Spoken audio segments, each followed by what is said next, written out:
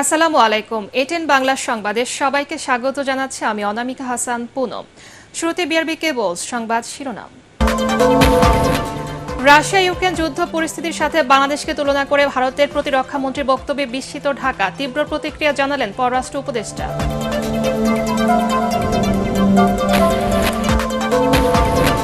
শেখ হাসিনা সহ গণহত্যায় অভিযুক্ত সব আসামিকে দেশে ফিরিয়ে আনা হবে, জানালেন নতুন চিফ প্রসিকিউটর। দ্রুতই সারা দেশ থেকে আলামত সংগ্রহ শুরু। বৈষম্য বিরোধী ছাত্র আন্দোলনে হতাহতদের স্বজনদের সঙ্গে মতবিনিময় করতে সমন্বয়ক দলের সফর শুরু।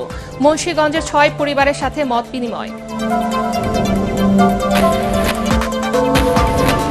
দেশে ফিরলেন সংযুক্ত আরব আমিরাতে ক্ষমাপ্রাপ্ত 14 বাংলাদেশি। বিমানবন্দরে অভ্যর্থনা জানালেন সমন্বয়ক সার্জিস আলম ও হাসনাত আব্দুল্লাহ। এবং তত্ত্বাবধায়ক সরকারের স্থায়ী রূপ ও দ্বিকক্ষ সংসদ ব্যবস্থা প্রণয়ন করতে চায় বিএনপি। সিঙ্গাপুর থেকে দেশে ফিরে বললেন মির্জা ফখরুল।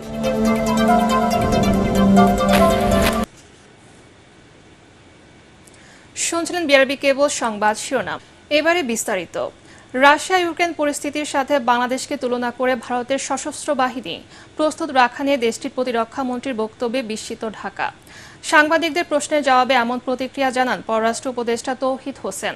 তবে শেখ হাসিনার ভারতে আশ্রয় ও ট্রাভেল পাস দেয়া নিয়ে কোনো মন্তব্য করেননি তিনি। নতুন করে কোনো রোহিঙ্গা প্রবেশ করতে দেয়া হবে না বলেও সাফ জানিয়ে দেন পররাষ্ট্র উপদেষ্টা। আরও জানাচ্ছেন ইয়াসিন রানা। রাশিয়া ইউক্রেন ও ইসরায়েল হামাস সংঘাত এবং বাংলাদেশের পরিস্থিতির জন্য ভারতের সশস্ত্র বাহিনীকে প্রস্তুত থাকতে বলেন দেশটির প্রতিরক্ষা মন্ত্রী রাজনাথ সিং। ভারতের প্রতিরক্ষা মন্ত্রণালয়ের এমন বক্তব্যে অবাক ও বিস্মিত হয়েছে বাংলাদেশ। নিজ দপ্তরে সংবাদ সম্মেলনে পররাষ্ট্র উপদেষ্টা তৌহিদ হোসেন বলেন, বিষয়টি নজরে রাখছে ঢাকা। আমি যতটা উদ্বিগ্ন তার থেকে বেশি অবাক যে উনি এ ধরনের কথা কেন বললেন। আমি এটার কোনো কারণ খুঁজে পাই না।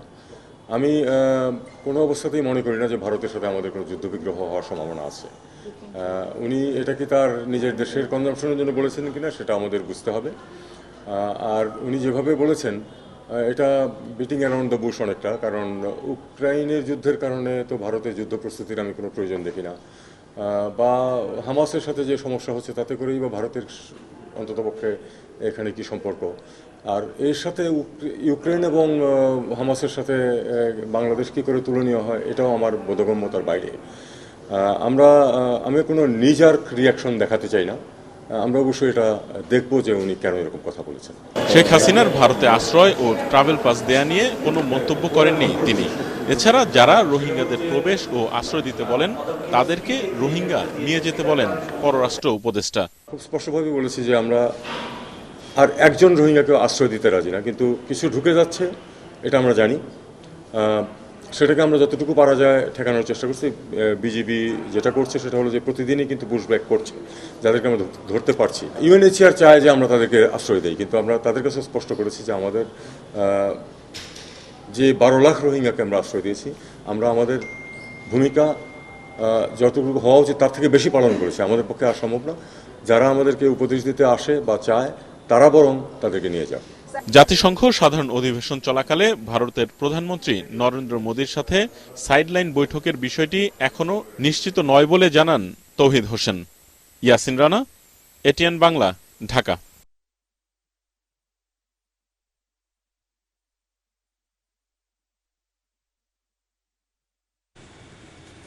মুন্সিগঞ্জে বৈষম্য বিরোধী ছাত্র আন্দোলনে হতাহতদের পরিবারের সদস্য ও স্বজনদের সাথে মতবিনিময় করেছেন বৈষম্য বিরোধী ছাত্র আন্দোলনের কেন্দ্রীয় সমন্বয়ক দল। মুন্সিগঞ্জ সফরের মধ্য দিয়ে শুরু হলো তাদের বিভাগীয় ও জেলা পর্যায়ের সফর। এই সফরের মাধ্যমে প্রতিটি জেলায় অভ্যুত্থানে অংশ নেওয়া ছাত্র জনতার সাথে মতবিনিময় করবেন কেন্দ্রীয় সমন্বয়করা। এর অংশ হিসেবে সকালে কেন্দ্রীয় সমন্বয়ক সার্জিস আলমের নেতৃত্বে 13 সদস্যের দল মুন্সিগঞ্জে এসে পৌঁছায়। বিভাগীয় ও জেলা সফরের অংশ হিসেবে সকালে কেন্দ্রীয় সমন্বয়ক সার্জিস আলমের নেতৃত্বে 13 সদস্যের দল মুন্সিগঞ্জে এসে পৌঁছায়। পরে শহরের একটি রেস্টুরেন্টে গত 4 আগস্ট বৈষম্য বিরোধী ছাত্র আন্দোলনের সহিংসতায় নিহত 3 জন ও ঢাকায় নিহত মুন্সিগঞ্জের 6 জনের পরিবারের সাথে মতবিনিময় করেন তারা। ছাত্র জনতার আন্দোলনে মুন্সিগঞ্জের সুপার মার্কেট এলাকায় গুলিবিদ্ধ হয়ে নিহত হন মুন্সিগঞ্জ শহরের রিয়াজুল ফরাজি, মোহাম্মদ সজল ও নূর মোহাম্মদ ডিপজল। এদিকে বিকেলে মুন্সিগঞ্জ সরকারি গঙ্গা কলেজ মাঠে ছাত্র জনতার সাথে মতবিনিময় সভা করবেন কেন্দ্রীয় সমন্বয়ক দল। ছাত্র জনতার আন্দোলনের সময় সংযুক্ত আরব আমিরাতে ক্ষমা পাওয়া ৫৭ বাংলাদেশের মধ্যে ১৪ জন দেশে ফিরেছেন। এর মধ্যে চট্টগ্রামের শাহ আমানত বিমানবন্দরে ১১ জন ও ঢাকার হযরত শাহজালাল আন্তর্জাতিক বিমানবন্দরে ৩ জন পৌঁছান। বিমানবন্দরে প্রবাসীদের অভিনন্দন জানান বৈষম্য বিরোধী ছাত্র আন্দোলনের নেতারা। বিস্তারিত আপেল মাহমুদের রিপোর্টে। রাত প্রায় ৮টায় এয়ার অ্যারাবিয়ার ফ্লাইটে সংযুক্ত আরব আমিরাত থেকে রাজধানীর হযরত শাহজালাল আন্তর্জাতিক বিমানবন্দরে পৌঁছান প্রবাসে ছাত্র জনতার আন্দোলনের সাথে একাত্ম ঘোষণা করা ১৪ জন প্রবাসী। তাদের অভিনন্দন জানান পরিবারের সদস্য ও বৈষম্য বিরোধী ছাত্র আন্দোলনের অন্যতম সমন্বয়ক সার্জিস আলম এবং হাসনাত আব্দুল্লাহ। প্রবাসে আইনের বিরুদ্ধে গিয়ে সরকার পতনের আন্দোলনের অভিজ্ঞতা বর্ণনা করেন প্রবাসীরা। রাজতন্ত্র দেশে যদি প্রতিবাদ করি, ১ থেকে ৪-এর ঊর্ধ্বে যদি কেউ সমবেত করে রাজতন্ত্র আইনে ফাঁসি হবে। আমরা ফাঁসিকে তোয়াক্কা করে আমরা দেশকে খুনি হাসিনা পতন করার জন্য আমরা হাজারো জনতা, হাজারো যুবক, হাজারো ছাত্ররা আমরা প্রতিবাদ করেছি। আমি নির্দিষ্টভাবে কোনো দলের সাথে জড়িত নই যে আমি দলের স্বার্থে আমি করেছি, ঠিক আছে। আমি যেটা করেছি সেটা আমি আমার দেশকেও ভালোবাসি, আমি আমার ছাত্র ভাই মানুষকেও ভালোবাসি। আমি মনে করি একটা দেশ উন্নতি হওয়ার জন্য দেশের জনগণকে দেশের প্রতি ভালোবাসা থাকাটা সর্বোচ্চ জরুরি। আমাদের সাথে কি হয়েছে সেটা আমার আল্লাহ মাহবুব দেখছে, আমরা দেখছি, আমরা ৫৭ জন এটা ফেস করছি। তো আমরা ওই ব্যাপারে আপাতত কিছু বলতে চাই না। আমাদের এখনো অনেক ভাই ৫৭ জন থেকে অনেক বেশি আপনাদের চিন্তাধারার চাইতে অনেক বেশি মানুষ ওখানে আটক, ওখানে এখনো আটক পড়ে আছে। অনেকের রায় হয়েছে, অনেকের হয় নাই। আওয়ামী লীগ সরকারের বিরুদ্ধে সংযুক্ত আরব আমিরাতে আন্দোলন করায় এসব প্রবাসীদের প্রতি কৃতজ্ঞতা জানান বৈষম্য বিরোধী ছাত্র আন্দোলনের নেতারা। আরো আমাদের অনেক ভাই এখনো বন্দী রয়েছে, কাউকে শাস্তি না দিয়ে বন্দী রাখা হয়েছে, কাউকে শাস্তি দিয়ে বন্দী রাখা হয়েছে। আমাদের জায়গা থেকে অন্তর্বর্তীকালীন সরকারকে একটি প্রধান চাওয়া, যেটি হচ্ছে যে আমার সকল ভাইকে যারা এই ছাত্র জনতার অভ্যুত্থানের জন্য এখন জেলে বন্দী রয়েছেন তাদেরকে যেন অতি দ্রুততম সময়ে মুক্ত করা হয়। আমরা আপনাদের কাছে আহ্বান জানাবো, কোনো কনসুলেটে, কোনো এম্বাসিতে আমাদের প্রবাসীদের প্রথম শ্রেণীর নাগরিকের অধিকার দিতে হবে। গত জুলাই মাসে বৈষম্য বিরোধী ছাত্র আন্দোলনে যখন গোটা বাংলাদেশ উত্তাল, তখন আন্দোলনের সমর্থন এবং সংহতি জানায় প্রবাসী বাংলাদেশিরা। বিক্ষোভ মিছিল করতে গিয়ে আটক হন ৫৭ বাংলাদেশি। আরব আমিরাতের আইন অনুযায়ী দেশটিতে মিছিল সমাবেশ করার কোনো সুযোগ নেই।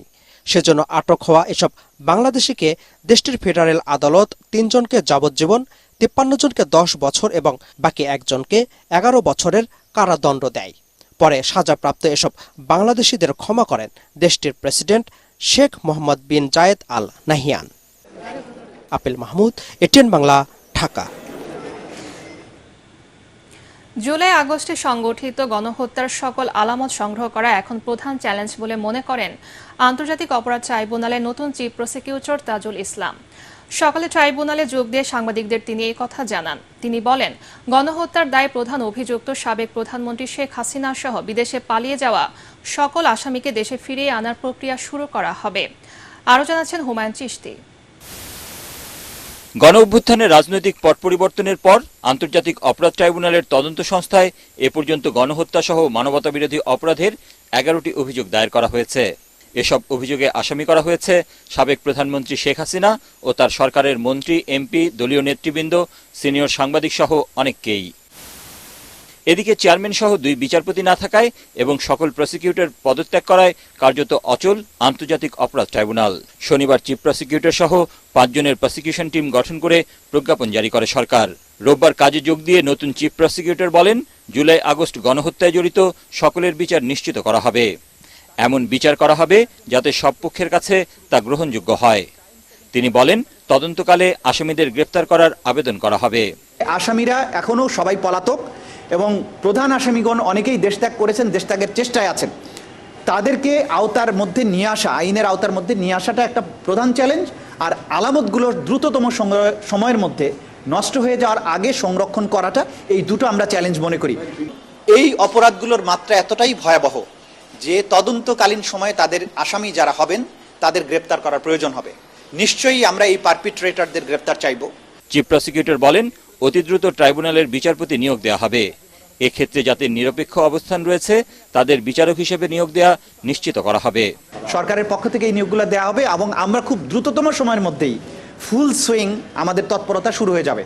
তিনি আরো বলেন, আগে ট্রাইব্যুনালে আসামিপক্ষের আইনজীবী হিসেবে কাজ করলেও বর্তমানে রাষ্ট্রপক্ষে আইনি লড়াইয়ে আইনগত কোনো জটিলতা নেই। কোনো কনফ্লিক্ট তৈরি হওয়ার কোনো সুযোগ নেই। 2014 সালের পরে আমি ডিফেন্সের কোনো মামলাতে এই ট্রাইব্যুনালে আসিনি এবং এই মুহূর্তে ট্রাইব্যুনালে যত মামলা চলমান আছে তার কোনোটার সাথে আমার কোনো সম্পৃক্ততা নেই। 29 জন সিনিয়র সাংবাদিককে আসামি করার বিষয়ে চিফ প্রসিকিউটর বলেন, যাচাই বাছাই করে তাদের বিষয়ে আইনি পদক্ষেপ নেওয়া হবে। হুমায়ুন চিস্তি, এটিএন বাংলা, ঢাকা। অন্তর্বর্তীকালীন সরকার স্বল্প সময়ে যেসব সিদ্ধান্ত নিচ্ছেন তা যৌক্তিক ও সময় উপযোগী বলে মন্তব্য করেছেন বিএনপি মহাসচিব মির্জা ফখরুল ইসলাম আলমগীর। তিনি বলেন, তত্ত্বাবধায়ক সরকার স্থায়ী রূপ ও দ্বিকক্ষ বিশিষ্ট সংসদ ব্যবস্থা প্রণয়ন করতে চায় বিএনপি। কাজেই বিএনপি নির্বাচন কমিশন সহ অন্যান্য প্রতিষ্ঠানের সংস্কারের পক্ষে। সিঙ্গাপুর থেকে চিকিৎসা শেষে দেশে ফিরে হযরত শাহজালাল আন্তর্জাতিক বিমানবন্দরে সাংবাদিকদের প্রশ্নের জবাবে এসব কথা বলেন বিএনপি মহাসচিব। দেশের বিভিন্ন স্থানে বিএনপির নাম ব্যবহার করে দখল, চাঁদাবাজির অভিযোগের বিষয়ে মির্জা ফখরুল বলেন, ঘটনার চেয়ে অপপ্রচার বেশি হচ্ছে। ইন্টারিম গভর্নমেন্ট আছে, তারা ভালোই করছেন এবং খুব দ্রুত সময়ের মধ্যেই তারা সমস্যাগুলো সমাধান করার চেষ্টা করছেন এবং করেছেন অনেকগুলো। জনগণের পূর্ণ সমর্থন দরকার, সহযোগিতা দরকার, বিশেষ করে আপনার আমাদের অর্থনীতিকে সচল রাখার জন্য কেয়ারটেকার গভর্নমেন্টকে আমরা একটা স্থায়ী ব্যবস্থা করার জন্য আমরা এর আগে বলেছি আমাদের 31 দফাতে আমরা দ্বিকক্ষ বিশিষ্ট পার্লামেন্টের কথা বলেছি সংবিধানের ব্যাপারে। এই বিষয়গুলো আলোচনার মাধ্যমে ঠিক করতে হবে। জাহাঙ্গীরনগর বিশ্ববিদ্যালয়ে শিক্ষার সুষ্ঠু পরিবেশ বজায় রাখার অঙ্গীকার করেছেন নবনিযুক্ত উপাচার্য অধ্যাপক ডক্টর মোহাম্মদ কামরুল হাসান। সকালে বিশ্ববিদ্যালয়ের সিনেট হলে শিক্ষক, শিক্ষার্থী সহ সর্বস্তরের মানুষের সামনে উন্মুক্ত আলোচনার মাধ্যমে তিনি দায়িত্ব নেন। এ সময় বিশ্ববিদ্যালয়ের শিক্ষার মান উন্নয়ন সহ আধুনিক করে গড়ে তুলতে সবার সহযোগিতা কামনা করেন নতুন উপাচার্য।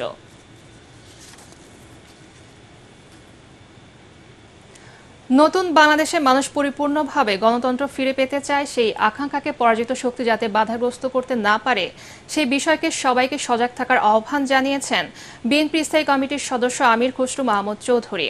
স্বৈরাচার সরকার পতনের 1 মাস পূর্তি উপলক্ষে ঢাকা রিপোর্টার্স ইউনিটিতে এবি পার্টে আয়োজিত আলোচনা সভায় তিনি বলেন, অন্তর্বর্তীকালীন সরকারকে দেশের ঐক্যের মাধ্যমে দেশে সংস্কারের কাজ শেষ করতে হবে।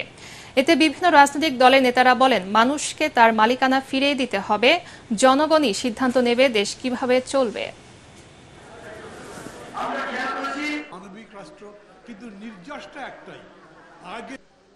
আসলে এটা এখন বাংলাদেশের মানুষ তার রাজনৈতিক, সাংবিধানিক, গণতান্ত্রিক অধিকার ফিরে পেতে চায় পরিপূর্ণভাবে। মাঝখানে কিছু থাকতে পারবে না, দাড়ি কমা কিছু নাই। আজকের অন্তর্বর্তীকালীন সরকারকে ঐক্যবদ্ধভাবে জাতীয় ঐক্যের মাধ্যমে আমাদেরকে সমর্থন করে এই কাজগুলো সম্পন্ন করতে হবে। দেশে নির্বাচন কিভাবে এবং কখন হবে তা জানতে ছাত্র জনতার কাছে যেতে হবে বলে মন্তব্য করেছেন স্থানীয় সরকার উপদেষ্টা হাসান আরিফ।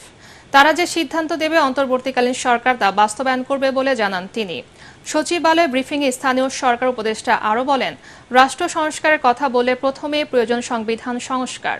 তিনি অভিযোগ করেন, সংবিধান সংশোধন করে দেশে একদলীয় বাকশাল কায়েম করা হয়েছিল। সে অবস্থা থেকে বের হতে হলে আবারও সংবিধান সংস্কার করতে হবে বলে মনে করেন হাসান আরিফ। সীমান্ত হত্যা বন্ধ ও বিগত দিনে সীমান্তের সকল হত্যার বিচারের দাবিতে মানববন্ধন করেছে কাউন্সিল এগেইনস্ট ইনজাস্টিস। সকালে রাজধানী শাহজাদপুরে ভারতীয় হাইকমিশন ঘেরাও কর্মসূচি থেকে দাবি জানান বক্তারা। এ সময় আন্তর্জাতিক আইন অনুযায়ী পানির ন্যায্য হিস্সা, ফারাক্কা সহ সকল বাদ তুলে নেওয়া ও ভারতীয় গণমাধ্যমে বাংলাদেশের বিরুদ্ধে অপপ্রচার বন্ধের দাবি জানান তারা। বাসন্ডা নদীর ভাঙনে বিলীনের পথে ঝালকাঠি পৌরসভার পশ্চিমের জনপথ। নদীতে বিলীন হয়েছে সড়কের অর্ধেক, হুমকির মুখে বসত বাড়িসহ নানা স্থাপনা। এদিকে ভাঙন রোধে আন্দোলন কর্মসূচির ঘোষণা দিয়েছেন এলাকাবাসী। ঝালকাঠি প্রতিনিধি HM নাসির উদ্দিনের পাঠানো তথ্যচিত্রে আরও জানাচ্ছেন জাহিদুল আলম। ঝালকাঠির বাসন্দা নদীর ভাঙনের কবলে পড়েছে পৌরসভার 6 ও 7 নম্বর ওয়ার্ডের প্রায় 5 কিলোমিটার সড়ক। এতে ভোগান্তিতে পড়েছেন খালপাড়ের 4 শতাধিক পরিবার। হুমকির মুখে মিল মসজিদ সহ নানা স্থাপনা। মূল শহর থেকে পৌরসভার এই 2 ওয়ার্ডকে বিচ্ছিন্ন করেছে বাসন্ডা নদী। 90-এর দশকে 6 ও 7 নম্বর ওয়ার্ড পৌরসভার অন্তর্ভুক্ত হলেও 2 দশকেও উন্নয়নের তেমন ছোঁয়া লাগেনি। এখানকার খেয়াঘাটটিও বাসন্ডা নদীতে বিলীন হওয়ার ঝুঁকিতে রয়েছে। নামাজ পড়তে যাইতে পারতেছে না মসজিদে, তারাও পড়ে যায়। অনেকে তো এখন মসজিদে যায় না, তারা ঘরে বসে নামাজ পড়ে। এইটা দেখলে আসলেই দুঃখজনক। আমরা কোথায় আছি? 200 ফ্যামিলি কোনো জায়গা থেকে একটা অ্যাম্বুলেন্স ঢোকার জায়গা না। রোগী অসুস্থ হয়, সেই সময় আমরা রোগীকে নিয়ে যেতে পারি না, ঠিক টাইমে পৌঁছে দিতে পারি না। আমাদের একটাই দাবি, আমাদের এই ভাঙন থেকে আমাদের প্রতিরোধ করা। ভাঙন রোধের দাবিতে সম্প্রতি সংবাদ সম্মেলন করে এলাকাবাসী। দাবি বাস্তবায়ন না হলে নৌ সড়ক পথ অবরোধ সহ কঠোর কর্মসূচি দেওয়ার কথা জানান তারা। বাসন্ডা নদীর পশ্চিম পাড় স্থায়ী ভেড়িবাঁধ নির্মাণ করতে হবে এবং ভেড়িবাঁধ এবং রাস্তা নির্মাণ করে দিতে হবে। যদি বা রাস্তা ভেড়িবাঁধ নির্মাণ করে না দেওয়া হয়, আমরা আগামীতে কঠোর আন্দোলনে যাব। এদিকে নদীর ভাঙন রোধে জরুরি ভিত্তিতে কিছু অংশে কাজ করার জন্য প্রস্তাব পাঠানো হয়েছে বলে জানান পানি উন্নয়ন বিভাগের নির্বাহী প্রকৌশলী। অতিরিক্ত ভালনারেবল যে স্থানটা রয়েছে সেখানে আমরা জরুরি ভিত্তিতে কাজ বাস্তবায়নের জন্য প্রস্তাবনা প্রেরণ করে কাজ বাস্তবায়নের চেষ্টা করব। আর পরবর্তীতে পুরো অংশে কাজ করার জন্য আগামী অর্থ বছরে বাজেটে আমরা বরাদ্দ চাবো। বরাদ্দ প্রাপ্তি সাপেক্ষে কাজ বাস্তবায়ন করা হবে। এলাকাবাসীর অভিযোগ, পৌর এলাকার নাগরিক হিসেবে ট্যাক্স ও খাজনা দিলেও কোনো সুবিধাই পাচ্ছেন না তারা। একই সাথে এলাকায় নতুন সড়ক নির্মাণের দাবি তাদের। Bureau report, ATN Bangla. এবারে আল আরাফা ইসলামী ব্যাংক অর্থ সংবাদ।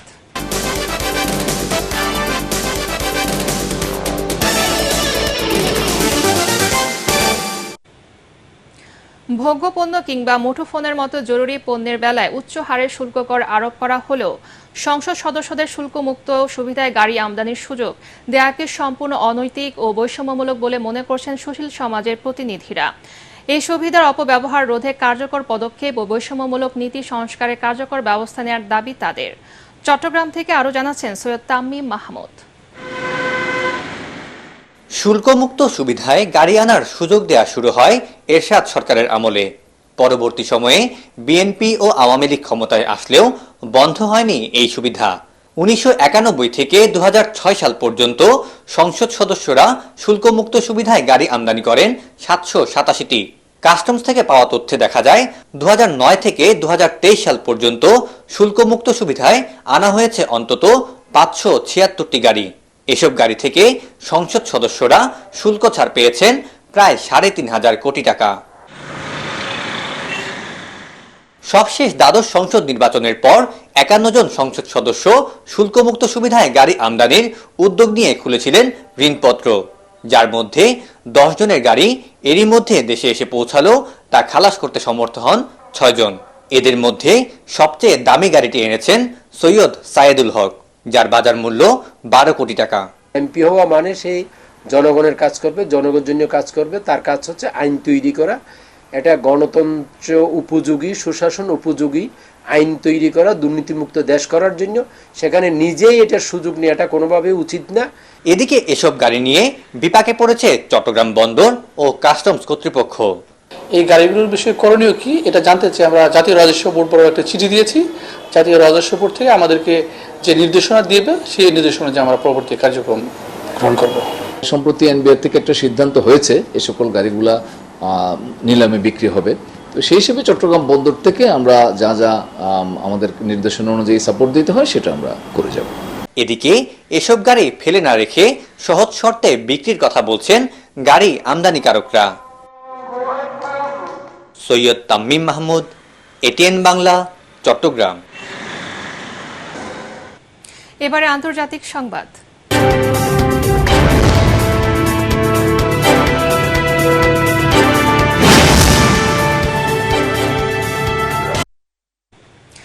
জনমত জরিপে এখন পর্যন্ত এগিয়ে আছেন মার্কিন প্রেসিডেন্ট নির্বাচনে ডেমোক্র্যাট প্রার্থী কমলা হ্যারিস।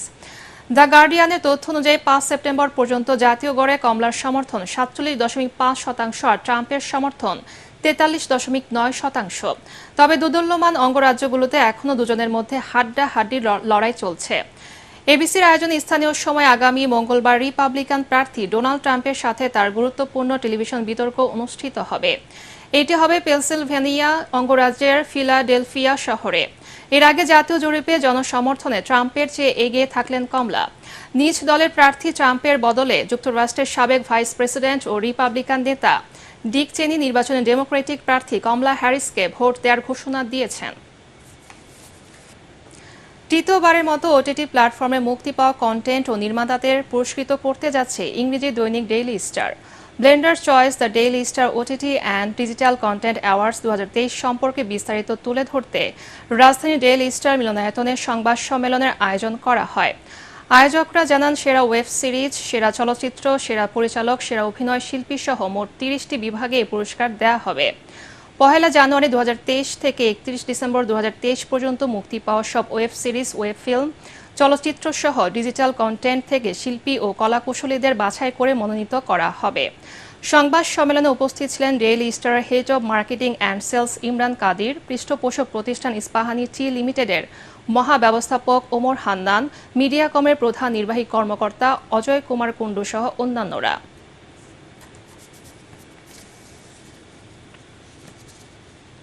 পার্টেক্স খেলার খবর।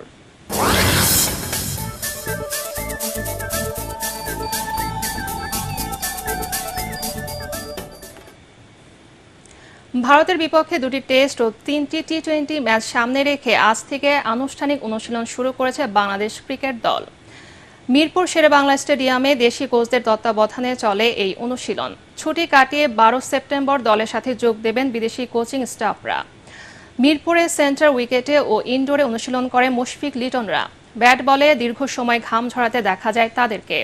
তবে তাসকিন ও সাকিব আল হাসান ছাড়া প্রায় সব ক্রিকেটার ছিলেন অনুশীলনে। 15 সেপ্টেম্বর ভারতের উদ্দেশ্যে দেশ ছাড়ার কথা রয়েছে টাইগারদের। আগামী 19 সেপ্টেম্বর চেন্নাইয়ের এম চিদাম্বরম স্টেডিয়ামে হবে প্রথম টেস্ট। 27 সেপ্টেম্বর দ্বিতীয় টেস্ট হবে কানপুরে। 3টি টি-20 ম্যাচ হবে 6, 9 এবং 12 অক্টোবর।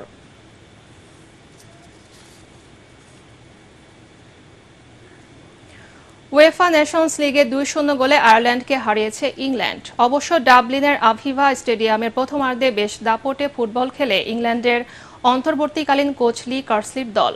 চলতি বছরে ইউরো ফুটবল শেষে গ্যারেথ সাউথগেটের বিদায়ের পর ইংল্যান্ডের দায়িত্ব পান এই আইরিশ কোচ। খেলার 11 মিনিটে ডেকলান রিসের গোলে লিড নেয় থ্রি লায়নরা। অবশ্য 2019 সালে আয়ারল্যান্ডের হয়ে 3টি প্রীতি ম্যাচ খেলেছিলেন রিস। 26 মিনিটে দলের হয়ে দ্বিতীয় গোলটি করেন আইরিশদের যুব দলে খেলো জেক গ্রিলিস। মোট কথা, আইরিশদের কাছে পরাজিত হল আয়ারল্যান্ড। গ্রুপের অন্য ম্যাচে ফিনল্যান্ডকে 3-0 ব্যবধানে হারিয়েছে গ্রিস। বছরের শেষ গ্র্যান্ড স্ল্যাম ইউএস ওপেন টেনিসের শিরোপা জিতলেন বেলারুশের আরিনা সাবালেঙ্কা। প্রতিযোগিতার ফাইনালে যুক্তরাষ্ট্রের জেসিকা পেগুলার মুখোমুখি হন সাবালেঙ্কা।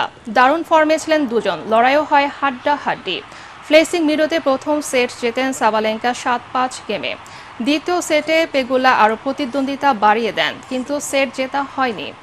এই সেটও জেতেন সাবালেঙ্কা 7-5 গেমে। 1 ঘন্টা 53 মিনিটের লড়াই শেষে বছরের শেষ গ্র্যান্ড স্ল্যাম জয় করেন বেলারুশ কন্যা। চলতি বছর এটি তার দ্বিতীয় গ্র্যান্ড স্ল্যাম জয়। অস্ট্রেলিয়ান ওপেন জয়ের পর ইউএস ওপেনের শিরোপা জিতলেন সাবালেঙ্কা।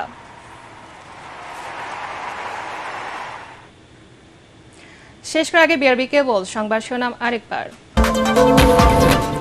রাশিয়া ইউক্রেন যুদ্ধ পরিস্থিতির সাথে বাংলাদেশকে তুলনা করে ভারতের প্রতিরক্ষা মন্ত্রীর বক্তব্যে বিস্মিত ঢাকা। তীব্র প্রতিক্রিয়া জানালেন পররাষ্ট্র উপদেষ্টা।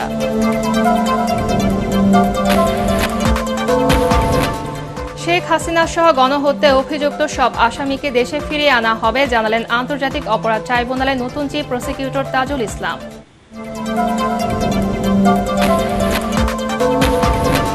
বৈষম্য বিরোধী ছাত্র আন্দোলনে হতাহতদের স্বজনদের সঙ্গে মতবিনিময় করতে সমন্বয়ক দলের সফর শুরু। মুন্সিগঞ্জের 6 পরিবারের সাথে মতবিনিময়। দেশে ফিরলেন সংযুক্ত আরব আমিরাতে ক্ষমাপ্রাপ্ত 14 বাংলাদেশি। বিমানবন্দরে অভ্যর্থনা জানালেন সমন্বয়ক সার্জিস আলম ও হাসনাত আব্দুল্লাহ। এবং তত্ত্বাবধায়ক সরকারের স্থায়ী রূপ ও দ্বিকক্ষ সংসদ ব্যবস্থা প্রণয়ন করতে চায় বিএনপি। সিঙ্গাপুর থেকে দেশে ফিরে বলেন মির্জা ফখরুল।